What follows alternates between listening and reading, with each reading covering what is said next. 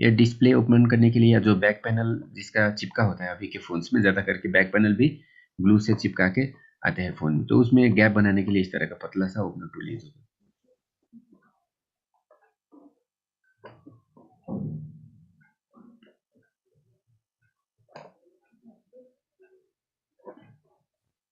चलिए, opener tool हो गया। और ये पंप, इसको पंप बोला जाता है। डिस्प्ले को ऊपर खींचने के लिए इसका यूज किया जाता है।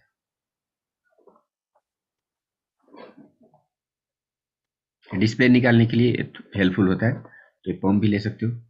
मतलब खोलने का सामान आपके पास भरपूर होना चाहिए, चाहे जो अदर महंगे सामान है वो हो ना हो।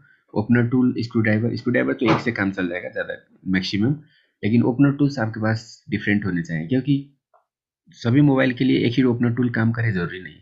जितना ज़्यादा ओपनर टूल होगा उतना आप इजीली काम कर सकते हो। तो ये डिफरेंट टाइप के ओपनर टूल्स देख सकते हो। तो प्लास्टिक वाला भी लीजिए, मेटल का जो पतला है वो भी लीजिए, और एक पंप भी लीजिए। मिनिमम 3 ओपनर टूल आपके पास होना चाहिए, एक प्लास्टिक वाला, एक ये पतला टीन वाला, और एक पंप। और उसके साथ साथ और भी आप देख रहे हो यहाँ पे बहुत सारे ओपनर टूल है मेरे पास। ये भी बहुत ही हेल्पफुल होता है, ये वाला अभी जो मैं हाथ में पकड़ा हुआ हूँ वो भी बहुत ही हेल्पफुल होता है। ये आपको 50-60 रुपीज़ में मिल जाएगा। ये सर किस काम के लिए अभी ये आपने सारा बताया? हाउसिंग खोलने के लिए, मोबाइल का जो हाउसिंग होता है उसको खोलने के लिए। अच्छा। स्क्रू ड्राइवर को तो स्क्रू से खोल सकते हो, लेकिन जो ऊपर और नीचे दोनों हाउसिंग में जो लॉक होता है उसको खोलने के लिए ये सारा ओपनर टूल है।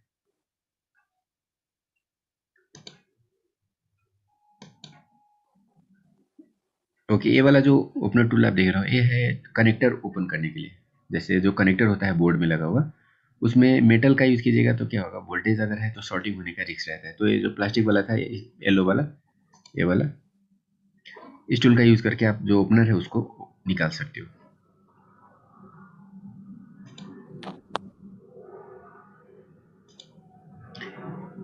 चलिए, उसके बाद इसको पीसीबी होल्डर बोला जाता है। ये जो आप पार्ट देख रहे हो ब्लैक वाला, ये है पीसीबी होल्डर। मोबाइल का जो बोर्ड होता है उसको इसमें आप रख के और काम करने में आपको आसानी होगा। जैसे इस तरह से बोर्ड, आप मोबाइल का बोर्ड को इसमें फिक्स कर सकते हो, और फिर आपको जो जो भी काम करना है वो आप कर सकते हो। तो बेटर ये कौन सा रहता है, ये वाला कि एक और आता है ये ना वाला दूसरा बेटर रहेगा, जिसे क्योंकि इसमें आप आईसी का काम भी कर सकते हो। जो नीचे देख रहे हो आप छोटा छोटा जगह, उसमें आईसी रख के आईसी को क्लीनिंग कर सकते हो।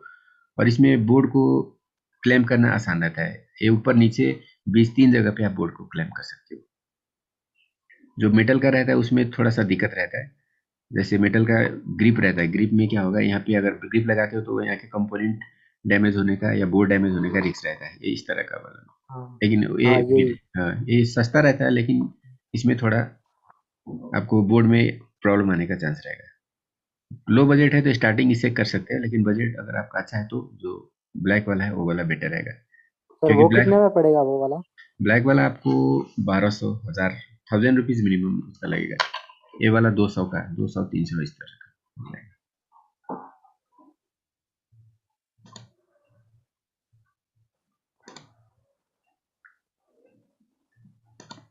तो अपना बजट देख लीजिए, बजट के हिसाब से जो भी टूल, जैसे ये जो बीच का जो गैप देख रहे हो, यहाँ पे आईसी रख के आईसी को क्लीनिंग किया जा सकता है। डिफरेंट साइज का है, तो छोटा आईसी है तो छोटा वाला में, बड़ा आईसी है तो बड़ा वाला में, और यहाँ पे डिफरेंट बोर्ड को आप क्लाइक। ये सनशाइन का आप देख रहे हो, यहाँ पे सनशाइन लिखा हुआ है, सनशाइन कंपनी का है।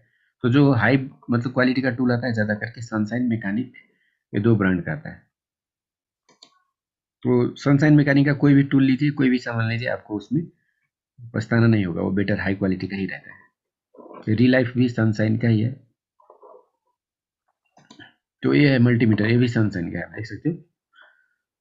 और ये यूनिट, अगर आपके पास थोड़ा कम बजट है तो यूनिट का ले सकते हो, सनशाइन का ले सकते हो, या इससे अदर एक मैक्स टेक कंपनी आता है तो उसका भी अच्छा रहता है। और जो 300, 400, 200 में जो मल्टीमीटर मिलता है उसको नहीं लीजिए, क्योंकि वो रीडिंग प्रॉपर आपको नहीं दिखाएगा। सर सबसे इसे बढ़िया, यूज कैसे करते हैं वाले सनशाइन वाले का? ठीक है, यूज मैं आपको बाद में दिखा दूंगा, अभी टूल का नाम जानते हैं, यूज करना तो हम सीख लेंगे।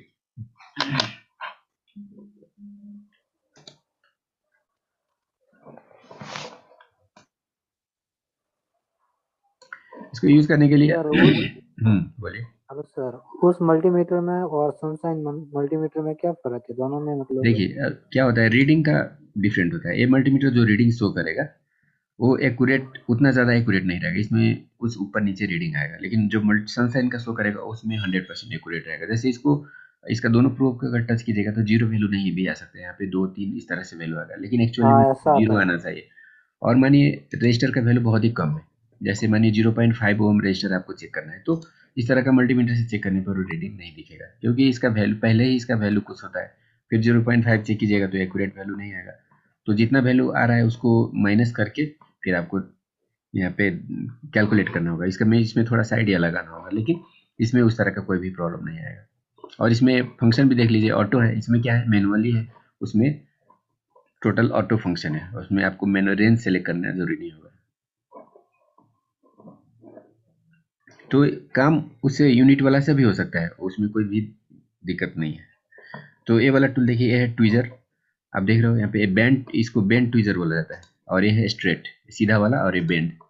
तो दोनों चाहिए। आईसी का काम के लिए मैक्सिमम में बेंड वाला यूज होता है, आईसी का रिवॉल्विंग करने के लिए बेंड वाला यूज कीजिएगा।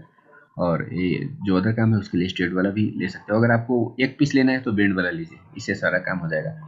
और इसका जो ऊपर का टिप है, जो नोक आप देख रहे हो, वो बहुत ही पतला होना चाहिए। जितना पतला नोक होगा उतना आपको काम करने में आसान होगा। जैसे ये जो ट्विजर आप देख रहे हो, ये भी सनशाइन का है, तो इसका कॉस्टिंग आपको 250 लगेगा ये वाला। और ये वाला जो आप देख रहे हो ब्लैक वाला नीचे, तो वो 50 रुपीज़ का है। तो अपना बजट देख के आप टूल ले सकते हो। स्टार्टिंग करना है आपके पास, अभी काम सीखना है, तो ये भी, इससे भी काम हो जाएगा, जरूरी नहीं ये सनशाइन का हो, इससे भी काम हो जाएगा। लेकिन ये क्या होता है, उतना स्ट्रॉन्ग नहीं होता है, इसको, इससे कंपोनेंट या कोई भी चीज़ को पकड़ते हो तो ये भी, ये फ्लेक्सिबल ज़्यादा होता है, लेकिन इसमें फ्लेक्सिबल नहीं होता है, बहुत ही स्ट्रांगली इससे कंपोनेंट पकड़ सकते हो। टिप भी पतला है और स्ट्रॉन्ग भी होता है। हार्ड होना चाहिए उसमें, वो ट्विजर ही बेंड नहीं हो, इस तरह का होना चाहिए।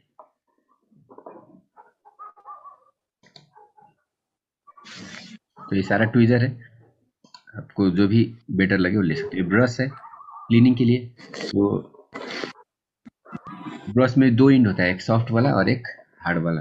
जैसे आप नॉर्मल टूथ ब्रश भी यूज कर सकते हो, लेकिन ये थोड़ा सा बेटर रहता है, ईएसटी शेप रहता है, इससे जो आपका बोर्ड है उसमें प्रॉब्लम आने का चांसेस नहीं रहेगा। इसमें ऊपर नीचे दो टाइप का ब्रश रहता है।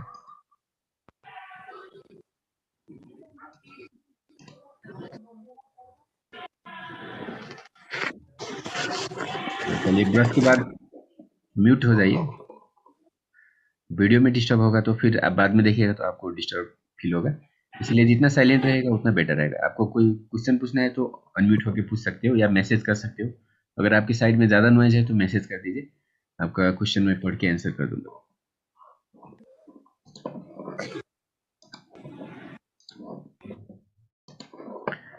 तो ये जो लिक्विड का पॉट आप देख रहे हो, ये वाला है, इसको IP liquid, isopropyl thinner, different नाम से जाना जाता है। ये बोर्ड क्लीनिंग के लिए बेटर रहता है। अगर ये अवेलेबल नहीं है तो आप पेट्रोल का यूज भी कर सकते हो।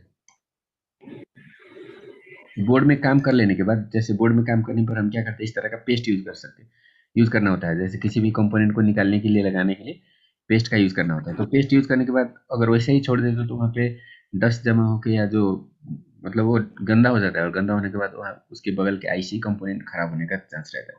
तो कहीं भी काम कीजिए तो उसको क्लीनिंग करना होता है। क्लीनिंग के लिए इस तरह का लिक्विड यूज किया जाता है। ये जो टीन के डब्बा में आप देख रहे हो, बट इसमें, तो ये क्लीनिंग के लिए बेस्ट रहता है। नहीं है तो पेट्रोल यूज कर सकते हो, कोई दिक्कत नहीं होगा।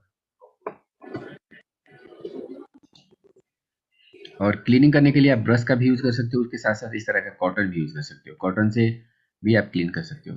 या इस तरह का नैपकिन पेपर, ये भी क्लीनिंग पर्पज के लिए, ऐसी काम के लिए आपको इस तरह का सामान जरूरी होता है। नॉर्मल काम के लिए इस तरह का ईयरबड, जैसे कान साफ करने के लिए जो यूज होता है ईयरबड, इसका भी यूज कर सकते हो।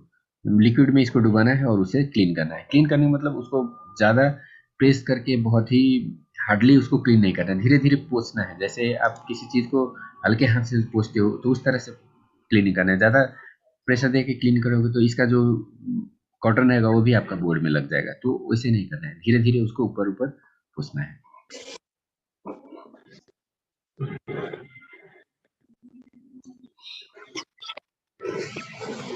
उसके बाद चलिए अब आयरन, सबसे इम्पोर्टेंट चीज टूल है ये आयरन। आयरन आपको ऑलवेज दूसरा कंपनी का नहीं लीजिए, सनशाइन का लीजिए। अभी तक मैंने जितना भी आयरन यूज किया है सबसे बेस्ट आयरन है, और इसमें टेम्परेचर कम ज़्यादा भी कर सकते हैं। आप देख रहे हो यहाँ पे एक स्विच भी रहता है, तो इससे टेम्परेचर कम ज़्यादा भी किया जा सकता है। और इसका टिप बहुत ही पतला होता है, देख रहे हो जो टिप है इसका बहुत ही पतला होता है। तो आप इस आयरन का यूज़ कीजिएगा तो आपका काम बहुत ही आसान हो जाएगा, बहुत ही ईजिली आप काम कर सकते हो। दूसरा आयरन रहेगा तो उसको पहले 5-10 मिनट गर्म करना होगा, फिर भी उसका परफॉर्मेंस उतना बेटर नहीं रहता है। तो सनशाइन का कोई भी टूल लीजिए, आपको पछताना नहीं होगा। कॉस्ट इसका थोड़ा ज़्यादा रहेगा। अगर दूसरा आयरन 300-400 मिल रहा है तो ये आपको 400 भी, इसका भी 400 पड़ता है, या समटाइम आप कहीं पे 500 भी ले सकता है। 400 है इसका प्राइस, तो थोड़ा सा 100-200 ज़्यादा रहेगा प्राइस, लेकिन बहुत ही बेटर परफॉर्मेंस रहता है। और इसमें अगर ऊपर वाला जो टिप है वो अगर फॉल्टी हो जाता है तो इसको रिप्लेस कर सकते हो। इसका आपको 100 या 200 इस तरह से लगेगा टिप का, तो इसको रिप्लेस करके दूसरा डाल सकते हो। अंदर का सामान इसमें ज़्यादा फॉल्टी नहीं होता, अंदर का सामान जल्दी नहीं इसका खराब होता। ओनली जो टिप है वो यूज़ करते करते घिस के खराब हो जाते हैं या छोटा हो जाता है, तो उसके लिए। और आयरन को रखने के लिए इस तरह का स्टैंड जरूरी होता है, तो इसको आयरन स्टैंड बोला जाता है। ये 100 रुपीज़ का आ जाएगा। तो ये वाला बेटर रहता है, अदर टाइप का जो स्टैंड है उससे ये वाला बेटर रहता है। कॉस्ट भी कम है और ये रखने में भी स्पेस भी बहुत ही कम यूज़ होता है। और यहाँ पे पेस्ट रख सकते हो, और ये थोड़ा स्ट्रॉन्ग भी होता है दूसरे स्टैंड से। ये वाला मुझे अच्छा लगा अभी तक, इतना मैंने यूज किया। ये वाला इसको पेस्ट बोला जाता है, इसको फ्लक्स या नॉर्मल पेस्ट बोला जाता है।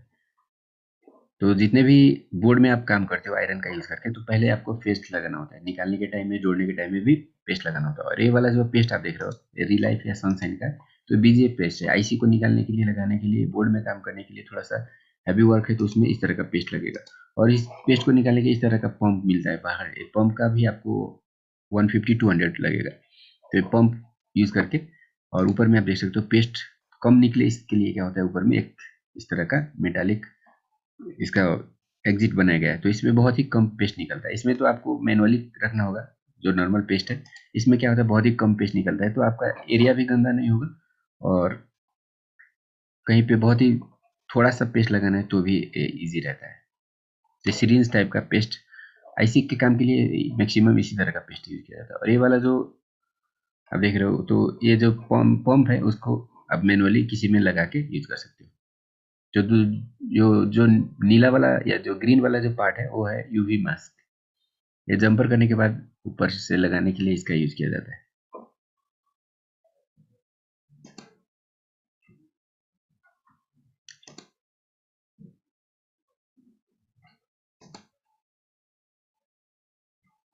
चलिए पेस्ट का एप्लीकेशन बता रहा हूँ, पेस्ट को कहाँ पे यूज करना है। तो पेस्ट को निकालने के लिए इस तरह का ब्लेड यूज कर सकते हैं। ब्लेड भी बहुत ही इंपॉर्टेंट होता है जंपर करने के लिए। कहीं पे भी आपको स्क्रैच करना है तो ये ब्लेड बहुत ही इंपॉर्टेंट होता है। कहीं पे अगर मानिए फ्लेक्स कट जाता है तो ये ब्लेड का यूज करके वहाँ पे उसके ऊपर जो इसका लेयर होता है उसको हटा सकते हो, और जो नीचे इसका कनेक्शन होता है, वायर होता है, उसमें जंपर लगा सकते हो। तो इसके लिए इसका नंबर होता है 11 नंबर, 11 नंबर का ब्लेड इसको बोला जाता है। तो एक ब्लेड भी रखिए। ब्लेड का 10 रुपया लगेगा, वो ज़्यादा नहीं होता है। इस तरह का पेस्ट का, ये वाला जो सीरीज वाला पेस्ट है, इसका कॉस्टिंग आपको 250 लगेगा। ये वाला जो नॉर्मल पेस्ट है वो 50 रुपीज़ से लेके 100 रुपीज़ लगेगा। पंप का 200-250।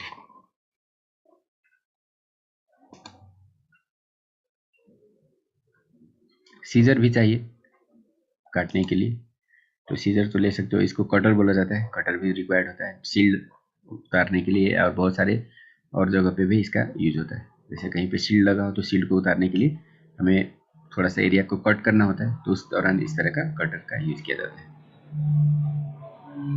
जितने भी आईसी होते हैं फ़ोन में, मैक्सिमम आईसी को ऊपर से इस तरह से मेटल का जो टीन का होता है वो कवर दिया गया होता है। तो इस टीन को उतारना है, इस टीन का पूरा नहीं उतार के थोड़ा सा पार्ट को अगर निकालना है तो इस कटर का यूज कर सकते हो। कटर भी बहुत ही इंपॉर्टेंट है। कटर भी थोड़ा हाई प्राइस वाला लीजिएगा। ये तो 100 रुपीज़ का है, और इससे भी हाई 300-400 सनशाइन वगैरह आता है, तो वो बेटर रहेगा। ये दोनों टेप है, प्रोटेक्शन टेप, सील टेप या थर्मल टेप बोला जाता है। दोनों टेप है, एक एल्युमिनियम बोला जाता है, दूसरा थर्मल टेप या ब्राउन टेप बोला जाता है। तो कहीं पे अगर आपको काम करना है बोर्ड में, तो मैक्सिमम क्या होता है, जो सीपीयू होता है वो जल्दी खराब होने का चांस रहता है, या जो प्लास्टिक कनेक्टर है वो क्या होता है, पिघल जाता है। तो उसको आप इस टेप लगा के कवर कर सकते हो। कवर कर दीजिएगा तो फिर ये जो हीट है वो डायरेक्ट इसमें नहीं लगेगा। पूरा का पूरा हीट तो प्रोडक्ट नहीं करता है, वो 50% तक हीट को कम कर देगा। तो अगर मानिए आप 400 टेम्परेचर लगा रहे हो तो नीचे अगर 200 जा रहा है तो उससे आपका प्लास्टिक कनेक्टर पिघलेगा नहीं। और आईसी भी है तो आईसी भी 200 तक टेम्परेचर लगने से खराब नहीं होगा। तो ये आपका आईसी और जो पार्ट होता है उसको प्रोटेक्ट करने के लिए बहुत ही हेल्पफुल होने वाला टूल होता है। इसको एल्युमिनियम टेप और इसको थर्मल टेप या इसको ब्राउन टेप बोला जाता है। तो आपको लगाना कैसे है, इसको पहले एल्युमिनियम को लगा दीजिए और ऊपर से इसको लगाइए। डबल करना है, डबल लेयर बनाना होता है। सिर्फ एक लेयर से प्रोटेक्शन नहीं होगा। पहले इसको लगाइए और उसके ऊपर से इसको लगा दीजिए। डबल आइएगा तो 100% सेफ हो जाएगा। उसमें भी खराब होने का चांसेस बहुत ही रेयर रहता है। अगर वन लेयर लगाते हो तो फिर वो काम खराब भी हो सकता है। जैसे यहाँ पे माइक, आपको चार्जिंग जैक निकलना है, बगल में माइक है तो माइक को कवर कर दीजिए, नहीं तो माइक क्या हो जाता है, चार्जिंग जैक फेरने के टाइम में आपका माइक खराब हो जाता है। तो इसीलिए ये भी बहुत ही इंपॉर्टेंट टूल है। इसका कॉस्टिंग आपको वही 100-150 इतना लगेगा।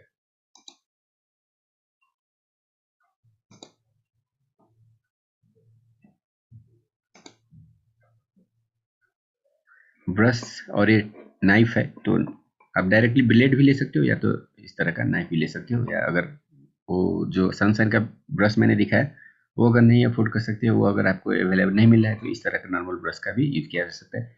क्लीनिंग के लिए ये ईयरबड का भी यूज किया जा सकता है, या डायरेक्टली कॉटन यूज भी कर सकते हो। तो ये इससे क्या होता है, जेंटल होता है, जैसे बहुत ही आपका बोर्ड में इफेक्ट होने का चांस नहीं रहेगा। ब्रश से क्या होता है, ब्रश से थोड़ा सा कंपोनेंट हिलने का या डैमेज होने का भी खतरा रहता है। लेकिन इससे क्या होगा, आप मैनुअली बहुत ही अच्छी तरह से किसी पार्ट को डैमेज किए हुए बिना क्लीनिंग कर सकते हो, क्योंकि इसका प्रेशर बहुत ही कम लगता है बोर्ड में। और इसको ज़्यादा मतलब बोर्ड में ज़्यादा प्रेशर देके साफ नहीं करना होता है, ओनली ऊपर ऊपर इसको क्लीन करना होता है। और ये वाला जो आप पार्ट आप देख रहे हो, इसको ग्लू, मल्टीपर्पज ग्लू या ब्लैक पेस्ट भी बोला जाता है। ब्लैक पेस्ट, व्हाइट पेस्ट, दो टाइप के होते हैं। तो ब्लैक क्या होता है, थोड़ा सा हार्ड होता है, और जो व्हाइट होता है थोड़ा सा सॉफ्ट होता है। तो ये डिस्प्ले चिपकाने के लिए या जो अदर पार्ट होते हैं, किसी भी चीज़ को अगर आपको जोड़ना है जिसको बाद में इजीली निकाला जा सके, तो उस टाइप का कनेक्शन के लिए ये वाला यूज होता है। हम सुपर ग्लू का यूज़ नहीं करते, क्योंकि सुपर ग्लू से चिपकाने के बाद उसको निकालना बहुत ही हार्ड होता है, मुश्किल होता है। तो किसी चीज़ को अगर हमें जोड़ना है और फिर इस बाद में हमें अगर उसको निकालना पड़ सकते हैं, तो इस तरह का काम के लिए ये सुपर पर्पस या मल्टीपर्पस एडेसिव बोला जाता है।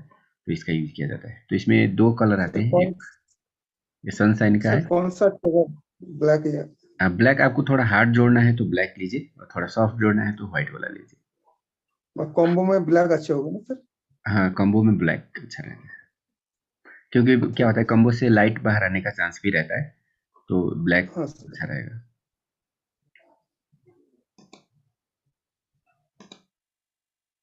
ये यूवी मास्क हो गया, जंपर करने के बाद ऊपर से लगाने के लिए यूवी मास्क बोला जाता है। इसके साथ एक लाइट भी आता है। एक ग्लू लगाने के बाद ऊपर से आपको लाइट भी देना होता है। तो लाइट, ओके, ये वाला जो पेस्ट है वो रोजिन पेस्ट बोला जाता है, जो सॉर्टिंग, हाफ सॉर्टिंग अगर बोर्ड में है तो उसको डिटेक्ट करने के लिए।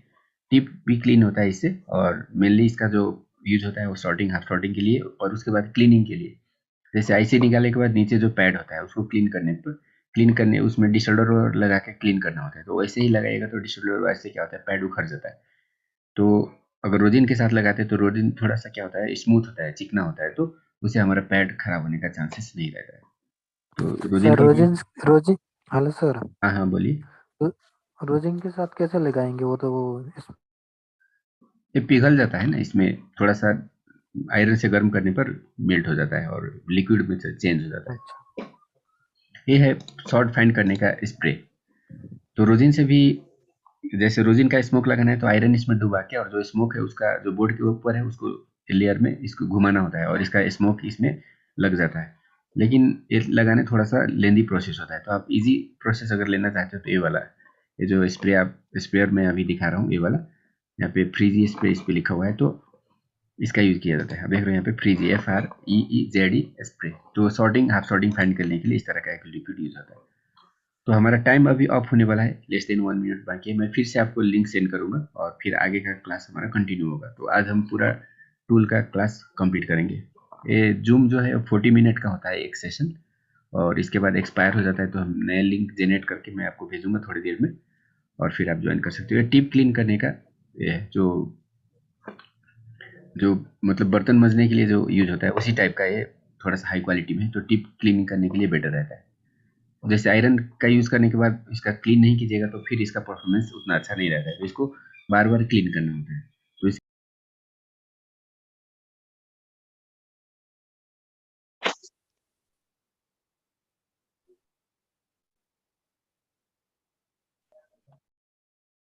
चलिए दोबारा स्टार्ट करते हैं क्लास को और आगे कंटिन्यू करते हैं। तो जो आयरन का टिप होता है उसको क्लीन करने के लिए आप इस तरह का जो मेटल का वायर होता है उसका भी यूज कर सकते हो, या इस तरह का जो फोम आता है इसका भी यूज किया जाता है। तो इस फोम को पानी में डुबोना होता है, इसको ऐसे नहीं क्लीन किया जाता है, इसको वाटर में डुबोएगा तो ये थोड़ा सा मोटा हो जाता है और फिर आयरन का जो टिप है उसको इससे क्लीन किया जा सकता है। डायरेक्टली क्लीन कीजिएगा तो ये मतलब जल जाएगा।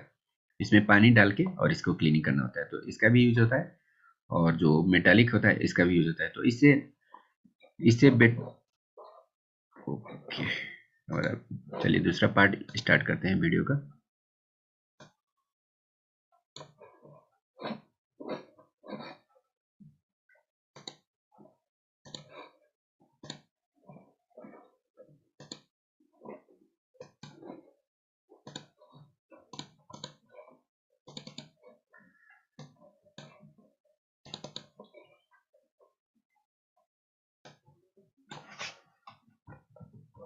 थोड़ा सा वेट कीजिए, स्टार्ट हो रहा है वीडियो। तो जो फोम वाला पार्ट था वो उसका यूज क्या होता है उसका भी यूज कर सकते हो। फोम वाला आपको वही 15-20 रुपये में आ जाएगा, लेकिन जो मेटल का है उसका कॉस्ट थोड़ा सा हाई रहेगा, वो 200-300 इस तरह से उसका कॉस्टिंग होता है। जो मेटालिक वाला क्लीनर है उसका, तो फोम वाला से भी काम चलाया जा सकता है, वो भी बेटर होता है।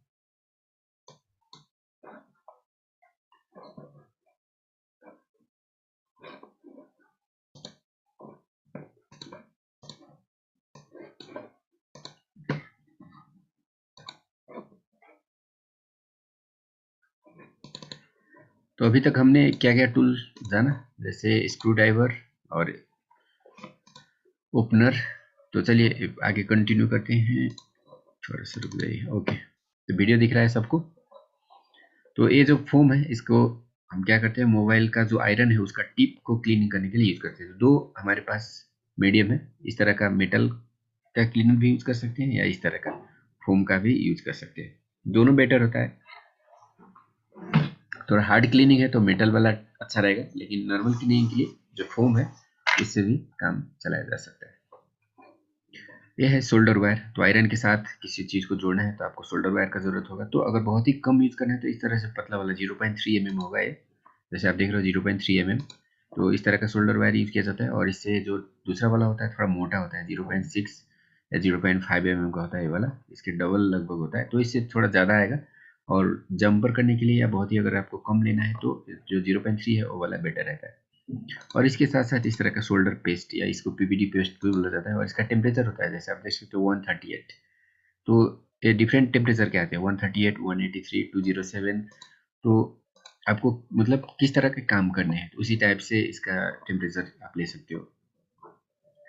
138 नॉर्मली क्लीनिंग के लिए यूज किया जाता है, जैसे किसी आईसी का पैड को क्लीन करना है तो ये बहुत ही लो टेम्परेचर में मेल्ट हो जाता है।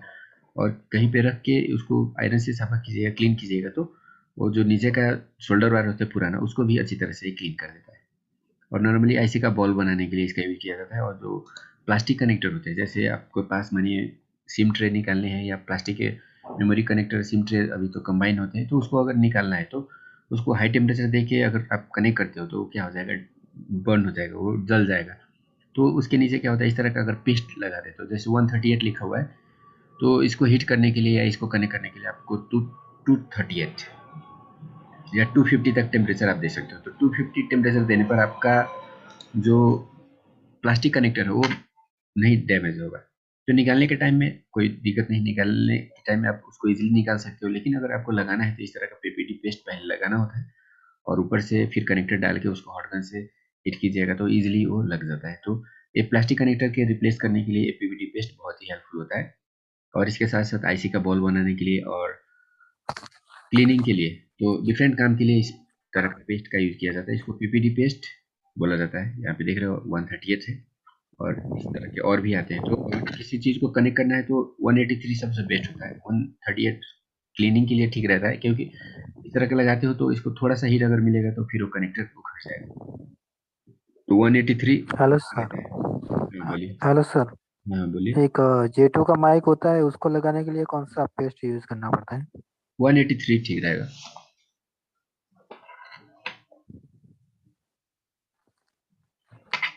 माइक वगैरह किसी भी चीज़ को अगर थोड़ा हीट लो करना है, जैसे माइक को 300 तक टेम्परेचर दीजिएगा तो खराब नहीं होगा। 280 300, तो 280 मतलब 183 वाला जो शोल्डर बॉल होगा वो अच्छा रहेगा।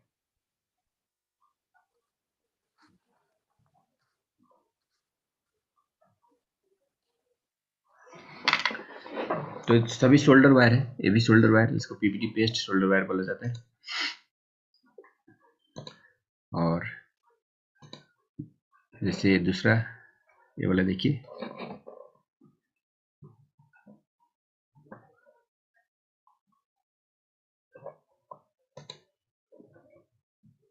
ये 183 का है, इसमें 183 लिखा हुआ है, ये ग्रीन में है, थोड़ा सा आपको क्लियर नहीं दिख रहा होगा। दूसरा वाला जो छोटा पैकेट है उसमें 183 लिखा हुआ है, यहाँ पे 138 लिखा हुआ है। चलिए यहाँ पे देख सकते क्लियरली 183। तो अगर आपको सर खरीदना है सर तो एक क्वेश्चन और है। हम्म, एक क्वेश्चन और है मेरा सर। हाँ बोलिए। उसमें जो ये कनेक्टर लगा होता है ना, बैटरी कनेक्टर, डिस्प्ले हम्म, कनेक्टर, सर हम्म, उसको आराम से निकालना हो तो कैसे निकालेंगे? अलग करना हो तो बोर्ड से कनेक्टर को। देखिए उसमें कोई भी कनेक्टर हो अगर आपको निकालना है तो उसके अंदर जो बीजे पेस्ट मैंने आपको दिखाया था, पेस्ट डालना होता है। जैसे प्लास्टिक का कनेक्टर है और प्लास्टिक का कनेक्टर आप निकालना चाहते हो तो उसके अंदर पेस्ट भर दीजिए। पेस्ट भर दीजिएगा तो जब तक उसमें लिक्विड रहेगा वो कनेक्टर डैमेज नहीं होगा। अगर वो ड्राई हो जाता है तो वो कनेक्टर जल्दी डैमेज हो जाएगा। तो जो पेस्ट रहता है, जो बीजे पेस्ट रहता है, वो क्या करता है, ज़्यादा हीट को कंज्यूम करता है और उससे कनेक्टर बहुत ही जल्दी निकल जाता है। तो बीजे पेस्ट लगाइए और कनेक्टर में पेस्ट का क्वांटिटी ज़्यादा होना चाहिए।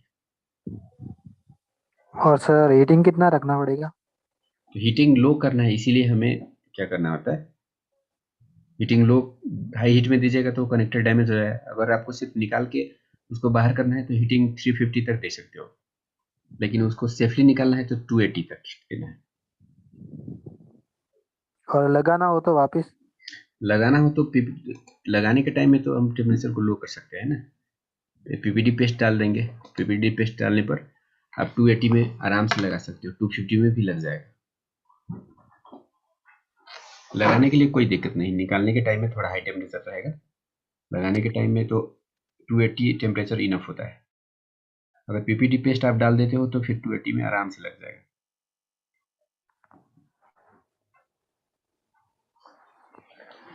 तो डिशोल्डर वायर, ये वाला जो वायर आप देख रहे हो क्लीनिंग के लिए यूज होता है।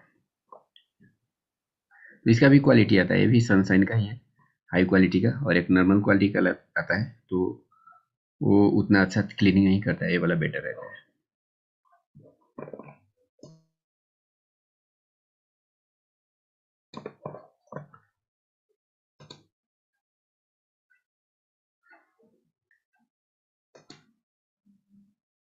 ये वाला नॉर्मल क्वालिटी का है, जो दूसरा वाला आप देख रहे हो ये नॉर्मल क्वालिटी का है, ये हाई क्वालिटी का है। ये सनशाइन का है, ये वाला नॉर्मल लोकल लोकल डिशोल्डर वायर है। इसका छोटा सा रहता है, जितना है उतना ही रहेगा। इसका आपको 200 लगेगा, ये वाला 100 रुपीज़ में बहुत ही ज़्यादा आता है क्वान्टिटी इसका। तो नॉर्मल काम के लिए ये वाला यूज़ कर सकते हो, लोकल वाला। अगर आईसी को क्लीन करना है, थोड़ा अच्छी तरह से क्लीनिंग करना है, तो आईसी के लिए, स्पेशली आईसी के काम के लिए ये वाला यूज़ होता है। अगर बजट अच्छा है तो सनशाइन वाला ही ठीक रहेगा। ये यूवी मास्किंग,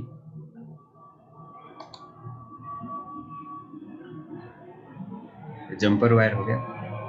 ये वाला जो देख रहे हो आप, सुपर फाइन सिल्वर जंपर, तो माइक्रो जंपर के लिए यह बहुत ही पतला, इससे बहुत ही पतला होता है। देखिए आप देख रहे हो इसका जो थिकनेस है 0.009 mm, 0.008 mm, 0.007 mm, बहुत ही पतला होता है। ये वाला जंपर वायर जो आप देख रहे हो नॉर्मल जंपर वायर है, और ये वाला जो जंपर वायर है वो बहुत ही पतला होता है। तो आईसी के नीचे जंपर लगाना है माइक्रो जंपरिंग, जैसे आईसी का बॉल उखड़ जा रहा है, कहीं आईसी को निकालने के टाइम में बॉल अगर उखड़ जाता है तो ये जंपर वायर का यूज किया जाता है। और ये ओपन होता है, इसके ऊपर आपको ये जो यूवी मास्क आप देख रहे हो उसको लगाना होता है।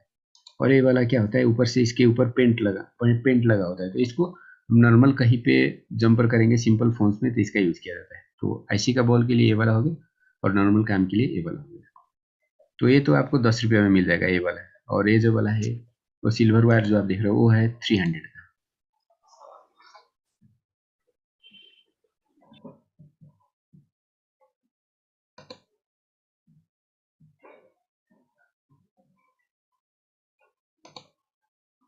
Hello sir. हम्म सर ये गोल्डन वाला जो है ना, ये हम्म क्या बोलते हैं, कौन सा वायर ये सर?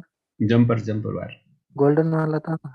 हाँ जंपर वायर सर, उसको तो घिसते तो मालूम पड़ता है कि हाँ उस पे सोल्ड लगेगा, हम्म आगे घिसते तब। हम्म तो सिल्वर में कैसे मालूम पड़ेगा उसको घिसने पर? सिल्वर ओपन रहता है, उसमें आपको सिल्वर के ऊपर से ए लगाना होता है। जो यूवी मास्क अभी मैं आपको दिखा रहा हूँ, ये ग्रीन वाला, ये ग्लू लगाना होता है। ग्लू अच्छा। लगाने के बाद उसको सुखाने के लिए ये लाइट होता है जिसको यूवी लाइट बोला जाता है। ये वाला जो लाइट आप देख रहे हो, ये ग्लू लगाने के बाद जैसे नीचे जंपर कर दिए, जंपर करने के बाद ऊपर से ग्लू लगाना होता है। ग्लू लगाने के बाद उसको सुखाना होता है। सुखाने के लिए वो जो लाइट मैंने अभी आपको दिखाया, वो वाला लाइट का यूज किया जाता है। यूवी मास्किंग बोला जाता है। मतलब ये क्या ये होता है, सर सिल्वर वायर पूरा ओपन ही होता है क्या? वो पूरा ओपन होता है। वो बहुत ही अच्छा, थोड़ा वीक बहुत भी इधर होता उधर है हो जाए तो वो। स्पॉट होगा ना? हाँ वो तो शॉर्ट हो जाएगा। वो नॉर्मल छोटा एरिया में जंपर करने के लिए होगा। और करने के बाद आपको ग्लू लगाना होता है क्योंकि बहुत ही जल्दी टूट जाता है, बहुत ही सॉफ्ट होता है वो, हार्ड नहीं होता है। ये नंबर नॉर्मल जो जंपर वायर था ब्राउन वाला, वो तो क्या होता है, थोड़ा सा हार्ड होता है, जल्दी टूटता नहीं है। लेकिन जो सिरोलर होता है बहुत ही यूक होता है। तो ये डीसी मशीन है, बहुत ही इंपॉर्टेंट फोन का। जितने भी टेस्टिंग है, जितने भी काम है बोर्ड का, सर बैटरी बूस्टिंग से लेकर। हाँ हाँ बोलिए। ये कहना था सर, आपने जो अभी आईसी में बोल के जंपर की आपने बात करी है, हम्म तो आप ये प्रैक्टिकल बताओगे? इसका वीडियो मैंने शेयर किया था यूट्यूब पे, जो इससे पहले वाला वीडियो है उसमें देख लीजिए। आईसी का बॉल कैसे करना है, आईसी में जंपरिंग, उसमें मैंने दिखाया है। ओके। वो आसान होता है, उसमें वो करना कोई हार्ड बात नहीं है। वो उसमें क्या होता है, आप बिना माइक्रोस्कोप के वो काम नहीं कर सकते। और उसको करने के लिए थोड़ा सा आयरन का प्रैक्टिस बहुत ही ज़्यादा होना चाहिए। आप मतलब आयरन को छोटा-छोटा जगहों पे अगर जोड़ सकते हो तो वो करना सिंपल बात है। वो आपको देखने में हार्ड लगेगा लेकिन बहुत ही ईज़िली काम कर सकते हो। माइक्रोस्कोप है तो वो काम होगा, विदाउट माइक्रोस्कोप के वो जो माइक्रो जंपरिंग है वो नहीं होगा। जैसे माइक्रोस्कोप में क्या होता है, आपका छोटा-सा जो आईसी है उसको 32 इंच का जो स्क्रीन होता है उस उतना साइज़ का कर देता है। तो उसमें आपको क्लियरली कर सकते हो, ईज़ी हो जाता है। बिना माइक्रोस्कोप को वो पॉसिबल नहीं होगा, लेकिन माइक्रोस्कोप है तो आसान से कर सकते हो। थोड़ा आयरन अच्छी तरह से प्रैक्टिस कर लीजिए और इजीली कर सकते हो। तो ये डीसी मशीन 5 एम्पियर का है, आप देख सकते हो यहाँ पे 30 वोल्ट 5 एम्पियर है। और ऊपर में वोल्टेज होता है, नीचे एम्पियर होता है। तो इसका सेटिंग कर सकते हो। इसमें बहुत सारे ऑप्शन होते हैं जैसे M1 M2 M3 M4। तो इसमें मेमोरी है, मतलब सेव करके रख सकते हो। आपको कौन सा रीडिंग ज़्यादा ज़रूरत है उस वाले को सेव कर सकते हो और आपको बार बार इसमें सेटिंग करना ज़रूरी नहीं होगा। और इसको यूज़ करने के लिए जैसे ये तो हो गया मेमोरी के बाद नीचे ऑन ऑफ बटन है। तो जब ऑन कीजिएगा तभी ये क्या होगा, रेडी कंडीशन में आएगा। इसमें सेटिंग करने जैसे अभी आप देख रहे हो 3 एंड 5 एम्पियर, 3 वोल्ट 5 एम्पियर। तो ये अभी रेडी नहीं है। अगर आप मोबाइल को कनेक्ट करते हो यहाँ पे तो ये वोल्टेज सप्लाई नहीं होगा। ये सप्लाई कब होगा, जब ऑन ऑफ बटन जो नीचे का है इसको ऑन कीजिएगा तभी ये वोल्टेज क्या होगा, सप्लाई होगा। तो इसको ऑन करने के टाइम में नीचे का जो एम्पियर है वो 0 हो जाएगा। एम्पियर का मतलब क्या होता है, वोल्टेज का मतलब होता है कितना वोल्टेज हम दे रहे हैं, वो वाला वोल्टेज हो गया। और एम्पियर मतलब होता है वोल्टेज का फ्लो कितना स्पीड में हो रहा है मोबाइल के अंदर, तो उसको एम्पियर बोला जाता है। तो एम्पियर क्या होगा, मोबाइल जितना लेगा उतना ही शो करेगा। अभी जैसे मैंने यहाँ पे 5 एम्पियर सेट किया हुआ है तो 5 एम्पियर मोबाइल में नहीं जाएगा। मोबाइल अगर 0.5 लेगा तो डीसी मशीन क्या करेगा, उसको उतना ही सप्लाई करेगा। तो 5 का मतलब क्या हुआ, मैंने जो डीसी मशीन है उसका लिमिट 5 रखा हुआ है। मतलब ये 5 तक दे सकता है। अगर यहाँ पे मैं 2 एम्पियर रख देता हूँ तो ये ओनली क्या करेगा, 2 एम्पियर तक देख सकेगा, उससे ज़्यादा ये नहीं देगा। तो एम्पियर क्या होता है, एक एम्पियर यहाँ का सेटिंग होता है और दूसरा एम्पियर क्या होता है जो मोबाइल लेता है वो अलग होता है। तो मोबाइल ओनली मतलब 1 एम्पियर से ज़्यादा करके कम ही लेता है अगर नॉर्मल कंडीशन है। शॉर्टिंग कंडीशन है या बहुत ही हैवी यूज है तभी 1 एम्पियर से ज़्यादा यहाँ पे आपको करंट मिलेगा। तो नॉर्मली 2 एम्पियर का डीसी मशीन भी इनफ होता है मोबाइल को चलाने के लिए। लेकिन जो 5 एम्पियर है उसको हम शॉर्ट किलर की तरह भी यूज़ कर सकते हैं मोबाइल में। अगर शॉर्टिंग है तो उसको फाइंड करने के लिए भी यूज़ होता है। और इसमें जो डिजिट है आप देख रहे हो 0 3 1 2 3 4 डिजिट है। कोई क्या होता है 5 डिजिट वाला भी अभी आ रहा है मार्केट में, तो उससे क्या होता है हमें फॉल्ट फाइंड करने में थोड़ा सा, अगर बोर्ड में लीकेज है तो उसको फाइंड करने में ईजी होता है। तो इसीलिए हो सके तो ये वाला लीजिए, अगर नहीं है बजट कम है तो 2 एम्पियर का डीसी मशीन ले सकते हैं। 2 एम्पियर का आपका 1200 के करीब में आ जाएगा। इसका कॉस्टिंग सर एक बाकू का आता है 5 डिजिट में, ये बेटर है कि ये वाला? देखिए कंपनी सारा चाइनीज होता है, बाको का भी अच्छा है, बाको का खराब नहीं है, वो भी ले सकते हो। नंबर जो डिजिट है वो थोड़ा बेटर ज़्यादा होना चाहिए, और इसमें क्या है मेमोरी है तो सेव कर सकते हो, यही ऑप्शन है, मतलब उससे भी काम हो जाएगा, इससे भी काम हो जाएगा। ये सर अगर उसमें मेमोरी 5 डिजिट बता रहा है हाँ ऊपर, तो ये 5 4 डिजिट है तो डिजिट और है। बेटर रहेगा। जितना ये तो 4 डिजिट है, 5 डिजिट रहेगा तो और भी बेटर रहेगा। हेलो हाँ बोलिए। सर, ये डीसी मशीन तो एम्पियर मोबाइल में सप्लाई नहीं देता ना, करंट देता है क्या?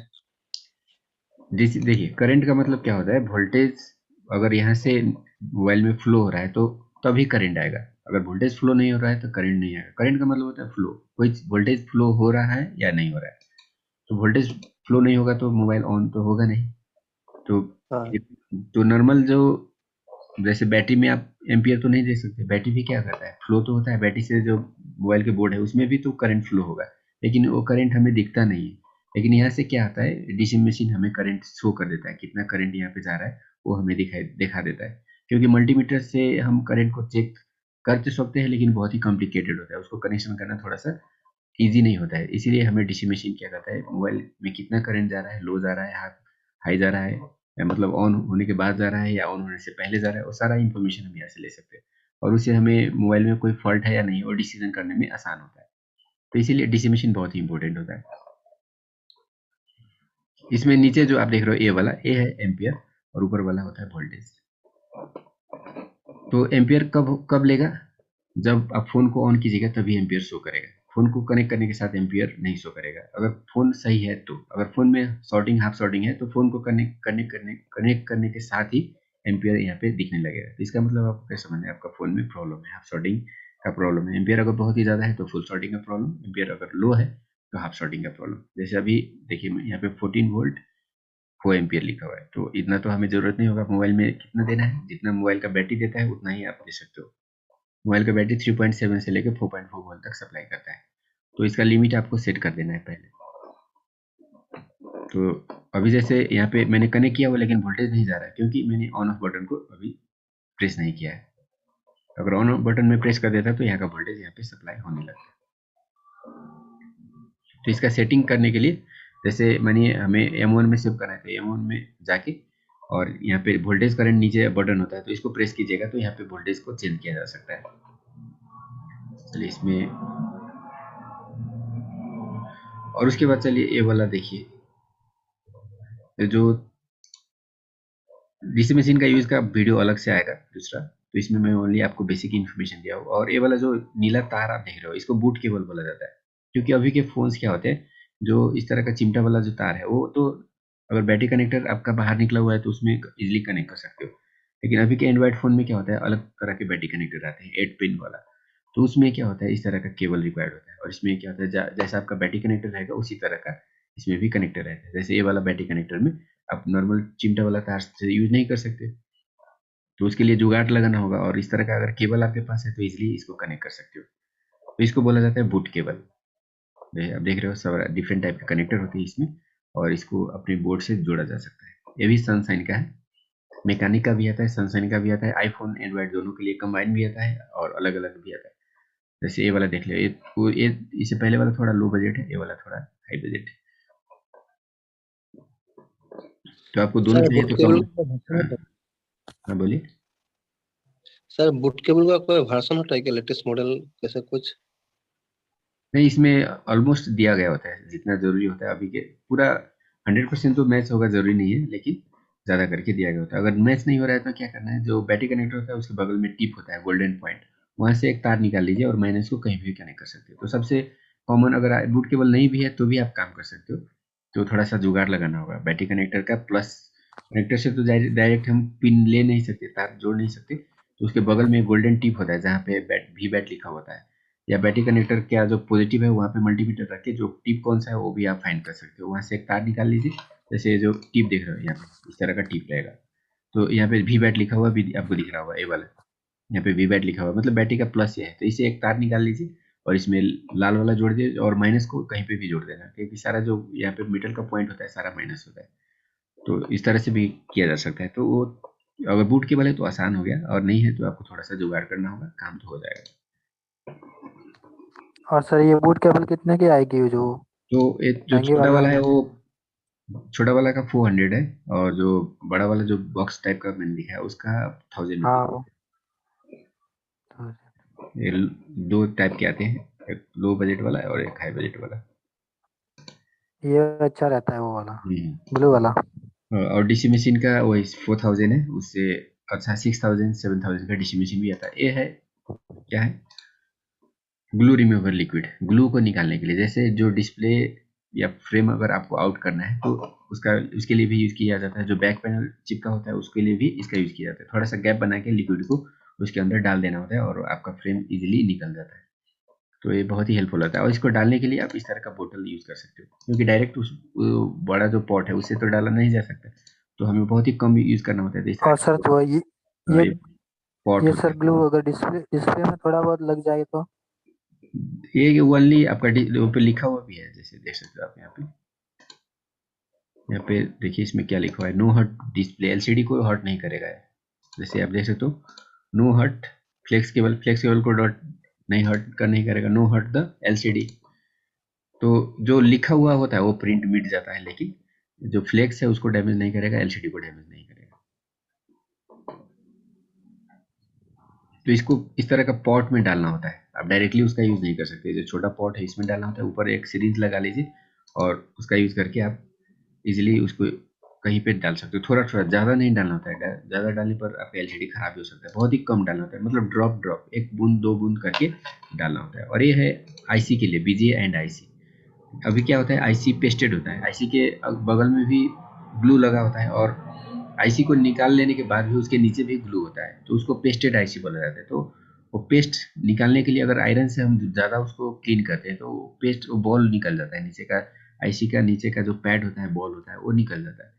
तो ये सेफ होता है। वहाँ पे थोड़ा सा लिक्विड डाल दीजिएगा तो जो लिक्विड जो ग्लू होता है वो इजिली निकल जाता है। तो आईसी का क्लीनिंग करने के लिए थोड़ा सा हाई होता है, जो पहले वाला थोड़ा और normal. Sir black paste side में ब्लैक पेस्ट होता है ना आईसी के, वो भी निकल जाएगा? हाँ, ब्लैक पेस्ट व्हाइट पेस्ट कोई भी हो उसको निकालेगा। थोड़ा सा हाई रिमूवर है, हाई पावर वाला। तो ब्लैक पेस्ट यहाँ पे आईसी में देखिएगा तो साइड में क्या होता है, ग्लू लगा होता है। नॉर्मली सीपीयू मेमोरी इस तरह का जो आईसी होता है, सीपीयू को ज़्यादा करके पेस्टेड बनाया गया होता है। तो उसमें ये कौन सा कंपनी का आ रहा है सर? ये सभी सनशाइन का है, जितने भी आप सामान देख रहे हो ज़्यादा करके सभी सनशाइन का है। तो इसका आपको 600 पड़ेगा। ये वाला जो लिक्विड है इसका 600 पड़ेगा। जो पहले वाला लिक्विड है सर वो पहले 300 का। एक फ्रेम रिमूविंग लिक्विड दिखा, ये बैकलाइट खराब करेगा? क्या? हाँ पहले फ्रेम रिमूविंग एक लिक्विड हाँ, दिखा रिलीफ का, ये वाला बैकलाइट ये खराब होएगा? ये वाला फ्रेम रिमूविंग लिक्विड है, ये वाला जो बड़ा ब्लैक वाला हाँ, ये खोलने का टाइम बैकलाइट खराब होने का चांस है सर? बैकलिड। ये लिक्विड अंदर घुसेगा तो बैकलाइट खराब होएगा? देखिए लिक्विड को अंदर नहीं डालना है, लिक्विड को वाली ड्रॉप करके साइड में एज में डालना होता है। अंदर डालने पर ये तो हर्ट लिखा हुआ तो नहीं है, हर्ट नहीं करेगा, लेकिन ज़्यादा क्वांटिटी में डाल देते हो तो फिर खराब होने का भी रिस्क रहता है। तो बहुत ही कम डालना होता है। जैसे जो पॉट मैंने आपको दिखाया उस तरह के पॉट में डालिए, ऊपर में जो सुई होता है, सुई का जो नीडल होता है उसको लगाना होता है, और वहां से धीरे धीरे करके थोड़ा थोड़ा डालना होता है। ऐसे ही ज़्यादा क्वांटिटी में डाल दीजिएगा तो फिर खराब होने का खतरा रहेगा। और थोड़ा सा गैप भी बहुत ही कम होता है ना, जैसे डिस्प्ले और निकालते हो तो थोड़ा सा जो ओपनर टूल मैंने दिखाया आपको मेटल वाला, उस तरह का टूल यूज करके बहुत ही पतला गैप वहाँ पे बनता है, और वहाँ पे लिक्विड डालना होता है। तो बहुत ही कम लिक्विड यूज करना होता है, आपको ज़्यादा नहीं करना होता है। या तो क्या कर सकते हैं, ट्विजर से उठा के लिक्विड, ट्विजर को इसमें डुबो के, और उससे जो थोड़ा थोड़ा ड्रॉप बनता है उसको डालना होता है। तो चलिए माइक्रोस्कोप आप देख रहे हो, दो माइक्रोस्कोप, ये लो बजट और ये क्या है, हाई बजट। इस तरह का जो माइक्रोस्कोप है 5500 का आएगा, ये वाला छोटा वाला, इसमें एलसीडी भी रहता है अटैच, तो इससे भी काम हो जाता है। और ये वाला क्या है, बिग साइज का है, तो इसे तो बहुत ही ज़्यादा जूम होगा, जितना चाहो उतना जूम कर सकते हो, इजीली काम को किया जा सकता है। लेकिन इसका कॉस्टिंग आपको 20,000 से ऊपर लगेगा। और इसमें अगर डिस्प्ले लगाना चाहते हो तो उसमें कैमरा भी लेने होते हैं, तो कैमरा का अलग से 10,000 रुपये आपको लगेगा और उसके बाद LCD का अलग रहेगा। तो ये ऑल इन वन है, आप इसमें कैमरा भी लगाना नहीं है, LCD भी लगाना नहीं है और माइक्रोस्कोप का भी काम करेगा। तो मिनी और सस्ता वाला ये है। कम बजट है तो इसमें जा सकते हो, हाई बजट के लिए ये वाला है। तो ये मैकेनिक का है, आप देख रहे हो। मॉडल नंबर इसका MC75T। सर ये मैकेनिकल माइक्रोस्कोप के गैप ज्यादा मिलने का कौन सा लेंस डालना पड़ेगा? गैप ज़्यादा मिलने के लिए 0.35, मीडियम के लिए 0.5 भी चलेगा। 0.5 से भी बहुत ही ज़्यादा गैप हो जाता है, बहुत ही ऊपर उठ जाता है।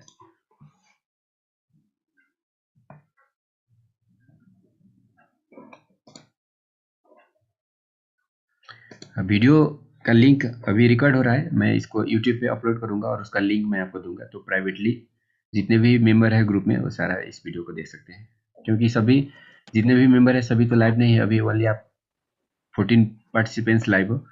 तो अदर्स के लिए सारा वीडियो का लिंक रहेगा और इसको कभी भी दे सकते हो, बाद में भी दे सकते हो। और ये अपलोड होने के तुरंत बाद, जैसे अभी जब हमारा क्लास खत्म होगा उसके आधे घंटे से लेके बाद में कभी भी दे सकते हैं। सर सेकेंडरी वोल्टेज हम बैटरी डाले और डीसी में से डालेगा तो सीधा आएगा ना, फिर फोन डेड हो तो? हाँ, सेकेंडरी तो ऑन होने के बाद आएगा। प्राइमरी जो होता है उसमें अगर शॉर्टिंग है, हाफ शॉर्टिंग है तो स्टार्टिंग में आ जाएगा। सेकेंडरी क्या होता है, ऑन होने के बाद ही वो ऐसे बन नहीं जाता है। सर, सेकेंडरी वोल्टेज ये प्राइमरी ठीक था, फिर हम बैटरी डालेगा तो कैसा सेकेंडरी में वोल्टेज आ रहे 1.5 1.8 आ रहे, कैसे मालूम पड़ेगा? फोन डेड है, कंडीशन डेड है। वो तो ऑन कीजिएगा तभी वो वोल्टेज बनेगा, क्योंकि ऑन के बिना वो पावर आईसी वोल्टेज को जनरेट नहीं करेगा, और जनरेट कर रहा है तो पावर आईसी शॉर्ट होता है।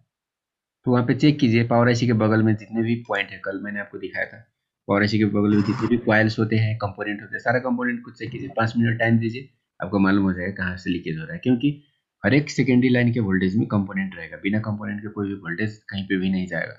तो सारा वहाँ पे 5 मिनट टाइम देके चेक कीजिएगा तो आपको मालूम हो जाएगा कौन सा जगह पे लीकेज हो रहा है। दूसरा प्रोसेस क्या होता है, वहाँ पे रोजिन का स्मोक लगा दीजिए, या जो फ्रीजी स्प्रे अभी मैंने आपको दिखाया तो उसका लगा दीजिए और माइक्रोस्कोप के नीचे रखिए। तो क्या होगा, जहाँ पे भी आपका लीकेज होगा वो पार्ट आपको हीट होता दिखेगा। तो आप उस तरह से भी फाइन कर सकते हो।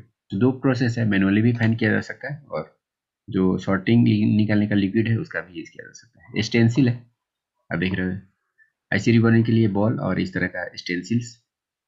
तो स्टेंसिल में क्या होता है, इसका थिकनेस होता है 0.12 mm, 0.15 mm और 0.18 mm। तो कोई स्टेंसिल क्या होता है, बेंड होने का चांस रहता है, जैसे हीट कीजिएगा तो ये थोड़ा सा उठ जाता है, बेंड हो जाता है और उसमें आईसी का बॉल उतना अच्छी तरह से नहीं बन पाता है। तो अगर ज़्यादा आप एक्सपीरियंस हो तो नॉर्मल स्टेंसिल पतला से भी काम किया जा सकता है, लेकिन स्टार्टिंग में अगर आपको सीखना है तो आप थोड़ा सा मोटा स्टेंसिल, मोटा बहुत ही ज़्यादा मोटा नहीं, 0.12 mm वाला स्टेंसिल ले सकते हो। और ये ब्लैक वाला है और जो अदर था वो सिल्वर है। तो ब्लैक में थोड़ा सा बॉल अच्छा क्लियर दिखेगा और सिल्वर में सेम कलर होने पर और लाइट का जो माइक्रोस्कोप के नीचे क्या होता है, लाइट होता है, तो उससे थोड़ा सा रिफ्लेक्ट हो जाता है। तो बेटर रहेगा ब्लैक वाला। बाद में तो आप किसी से भी काम कर सकते हो, उसमें कोई दिक्कत नहीं होगा। स्टार्टिंग में ब्लैक वाला लीजिएगा, 0.12 mm लीजिएगा तो वो बेटर रहेगा। और इसको यूनिवर्सल स्टेंसिल बोला जाता है। ये वाला आप देख रहे हो, इसको यूनिवर्सल बोला जाता है। इसमें डिफरेंट साइज के बॉल होते हैं, जैसे आप देख रहे हो 0.4 यहाँ पे लिखा हुआ है, 0.4 0.4 और कहीं पे 0.35 यहाँ पे देख रहे हो 0.35। तो 0.35 0.3 0.4 इस साइज है बॉल का। तो आपका जो आईसी का बॉल होता है वो इसी साइज का होता है, 0.3 का होगा, 0.35 का होगा, 0.4 का होगा। तो 3 को मिलाइए, जैसे आपका बॉल कितना है, ज़्यादा है तो बड़ा वाला में रखिए और छोटा है तो कम है तो छोटा वाला में रखिए। और तीनों में से पहले आपको मिलाना है, जैसे एक में नहीं मिला है तो दूसरे में, दूसरे नहीं मिला है तो तीसरे में, जैसे आप देख रहे हो 0.3 0.35 एंड 4। तो 3 में मैच कीजिएगा तो आपको तीनों में से कोई ना कोई आपका जो आईसी है उसके साथ मैच हो जाएगा और इससे किसी भी आईसी का बॉल बनाया जा सकता है। यूनिवर्सल का मतलब हर एक आईसी का बॉल इसमें मैच करेगा, लेकिन इसमें आईसी का जितना बॉल रहेगा उससे ज़्यादा इसमें होल रहेगा। तो जो अदर होल है उसके थ्रू भी आपका लिक्विड या जो पीपीडी पेस्ट है वो अंदर जाएगा आईसी में। तो उससे क्या होता है, जो अदर बॉल है शॉर्टिंग होने का थोड़ा सा रिस्क होता है। तो प्रैक्टिस करने के बाद इससे भी बॉल बनाया जा सकता है अगर आपके पास। और दूसरा क्या होता है, जैसा आईसी है वैसा स्टेंसिल भी मिलता है। तो सर स्टेंसिल तो बहुत टाइप का आता है मार्केट में। किसी भी टाइप मतलब देखिए टाइप मतलब क्या है, एक यूनिवर्सल आपके जैसे अगर आप खरीदने जाते हो तो एक यूनिवर्सल चाहिए, यूनिवर्सल एक नहीं 2-3 ले लीजिए क्योंकि यूनिवर्सल बहुत ही काम लगेगा। उसके बाद जैसे आईसी का बॉल सबसे हार्ड आपको क्या होगा, सीपीयू, और सीपीयू का बॉल बनाना सबसे हार्ड होता है क्योंकि उसका पैटर्न नहीं होता है, जिग जैग होता है उसमें बहुत ही ज़्यादा। तो उसमें यूनिवर्सल से करने पर आपको प्रॉब्लम आएगा, लेकिन जो पावर आईसी होता है, ईएमएमसी होता है, जो अदर आईसी होता है, उसमें यूनिवर्सल से इजीली बना सकते हो। अगर आपके पास इस तरह का हर एक आईसी के लिए जो स्टेंसिल होता है, अगर ये वाला है तो आपको बहुत ही आसान होगा काम करने में। और ये देखिए थोड़ा मोटा है, 0.15 mm का है ये वाला, वो 0. ये थोड़ा सा मोटा देखने में भी आपको लग रहा है थोड़ा मोटा। और ये वाला क्या है, बीजीए का है, डिफरेंट जैसे ईएमएमसी का है, डिफरेंट टाइप के ईएमएमसी का पैटर्न है। देख इससे आप मैक्सिमम फोन का ईएमएमसी रिवैल्यूइंग कर सकते हो। रिलाइफ मतलब सनशाइन का, ये भी सनशाइन का है, ये मेगा आइडिया एक नाम का, ये भी अच्छा है, ये वाला भी अच्छा है। कॉस्टिंग आपका 300 के करीब में, 250, 300, 400 इस तरह से होगा ये वाला। सर अलग अलग टेंसिल खरीदना पड़ता यूनिवर्सल खरीद लीजिए पहले। यूनिवर्सल देखिए, अगर आपको स्टेंसिल अलग अलग ज़रूरी नहीं है, ओनली यूनिवर्सल से भी काम किया जा सकता है, लेकिन उसमें प्रैक्टिस ज़्यादा चाहिए। तो एक यूनिवर्सल आपको चाहिए, एक ईएमएमसी का चाहिए और एक सीपीयू का चाहिए, 3 ले सकते हो। और बाकी जितने भी काम है वो सारा यूनिवर्सल से किया जा सकता है। वैसे मिलने के लिए बहुत मिलेगा, जैसे पावर आईसी के लिए भी मिलेगा, ईएमएमसी के लिए भी मिलेगा, सीपीयू के लिए भी मिलेगा, और फ़ोन वाइज भी मिलता है। सैमसंग के लिए अलग मिलेगा, एमआई के लिए। तो उतना ज़्यादा खरीदने का ज़रूरत नहीं है उतना, मतलब कोई आईफोन का मानिए स्पेशल काम कर रहा है तो वो क्या करेगा, उसको ये सारा ज़रूरत नहीं होगा, वो ओनली आईफोन का जितने भी मॉडल आता है वो वाला ले सकता है। और यूनिवर्सल से काम करने में थोड़ा सा टाइम ज़्यादा लगता है। तो बात का मतलब जब प्रोफेशनल तरह से काम करने लगे तो आप स्टेंसिल ज़्यादा भी ले सकते हो। स्टार्टिंग में आपको यूनिवर्सल लेना है, एक ईएमसी लेना है, एक सीपीयू लेना है, बस 3 स्टेंसिल लीजिए, उससे आपका काम हो जाएगा। ये है शॉर्ट किलर, मोबाइल का शॉर्ट निकालने का मशीन। तो इसका कॉस्ट 5000 के करीब में आता है। तो जो डीसी मशीन है वो ले लीजिए, शॉर्ट किलर का ज़रूरत नहीं होगा। इसका एम्पियर 20 होता है, शॉर्ट किलर डीसी मशीन में 5 एम्पियर होता है। तो ये इजीली बहुत ही जल्दी क्विक शॉर्ट को निकाल देता है। हॉट गन या एसएमडी मशीन, मोबाइल के बोर्ड में काम करने के लिए, जितने भी आईसी छोटे छोटे कंपोनेंट निकालने के लिए जितने भी कनेक्टर है, मैक्सिमम इसका यूज किया जाता है। तो यह है एसएमडी मशीन। तो अगर आप आईसी के काम करना चाहते हो तो क्विक 857 DW नाम का एक मशीन आता है, वो वाला बेटर रहेगा। ये वर्क स्टेन का है, ये उतना अच्छा नहीं है, मैंने इसको रिप्लेस कर दिया, अभी मेरे पास क्विक का है। तो ये नहीं लीजिएगा तो बेटर रहेगा। अगर सस्ता में जाना चाहते हो तो बाकू का ले लीजिए। बाकू का एक सबसे हैंडल में फैन रहता है उसमें, तो वो वाला बहुत ही बेटर रहता है, वो नॉर्मल काम के लिए वो रहेगा। और आईसी के लिए लेना चाहते हो तो क्विक का 857 DW, तो उसका 5500 पड़ेगा क्विक वाला का, और जो बाकू का है वो 1500 में आ जाएगा। सर आप अभी कौन सा यूज कर रहे हो? मैं क्विक यूज कर रहा हूँ, क्विक 857 DW। पहले ये था, इसको हटा दिया, वो उतना अच्छा था, इसमें थोड़ा प्रॉब्लम आ रहा था, अच्छी तरह से काम नहीं कर रहा था इसलिए।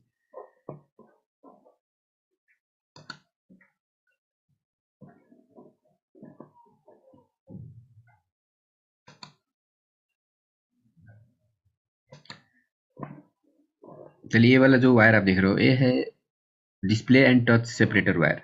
डिस्प्ले टच क्या होता है, अटैच होता है अभी, तो उसको सेपरेट करने के लिए यूज होने वाला वायर है।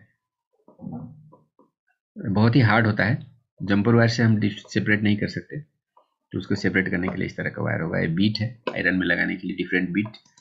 तो एक सीधा, एक थोड़ा सा बेंड होता है, ये सीधा वाला होगा, ये बेंड हो गया, और ये फ्लैट वाला होता है।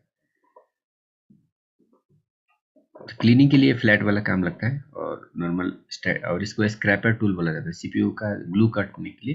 जैसे आप देख रहे हो, इसका एक थोड़ा सा बेंडेड पार्ट है, उससे ग्लू रिमूव किया जाता है। जो आईसी में ग्लू लगा है उसको थोड़ा सा हीट करेंगे 300 या 320 में, और इस स्क्रैपर से उसको धीरे धीरे ग्लू को कट करना होता है। तो मोबाइल रिपेयरिंग के लिए यूज होने वाला ये सारा टूल था। तो अगर आपका कोई क्वेश्चन हो तो पूछ सकते हैं।